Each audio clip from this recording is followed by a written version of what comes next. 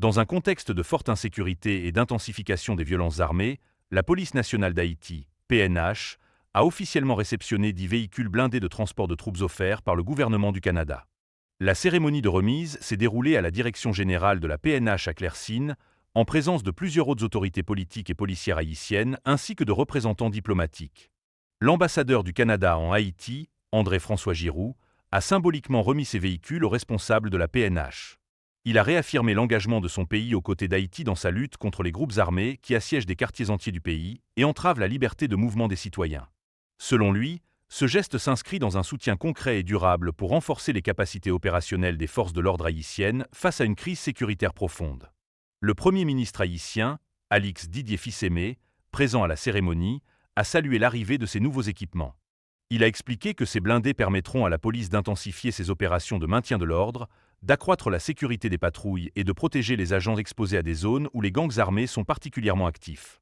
Le chef du gouvernement a également lancé un appel à la population pour qu'elle collabore étroitement avec les forces de l'ordre, car la restauration de la sécurité, selon lui, ne peut se faire sans l'implication de tous. Dans le détail, ces 10 véhicules blindés de transport de troupes sont destinés à augmenter la mobilité, la protection et l'efficacité opérationnelle des unités de la PNH. Ils devraient être déployés dans plusieurs départements du pays, notamment dans des zones urbaines comme Port-au-Prince, ainsi que dans d'autres régions où les actes de banditisme et les affrontements armés sont fréquents. Selon des sources gouvernementales haïtiennes, 15 autres véhicules blindés supplémentaires sont attendus à Port-au-Prince dans les semaines à venir, dans le cadre d'une commande globale de 40 véhicules. Cette stratégie vise à doter progressivement la PNH d'équipements modernes pour faire face à la montée de la violence, en particulier de la part de gangs dont l'activité a considérablement augmenté ces dernières années.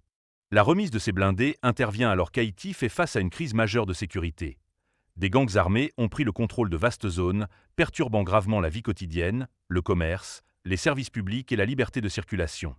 La pression internationale en faveur d'une solution globale s'intensifie, avec notamment l'arrivée prévue prochaine de la Gang Suppression Force, GSF, une force multinationale mandatée par l'Organisation des Nations Unies pour aider à restaurer l'ordre et réduire le contrôle territorial des groupes criminels.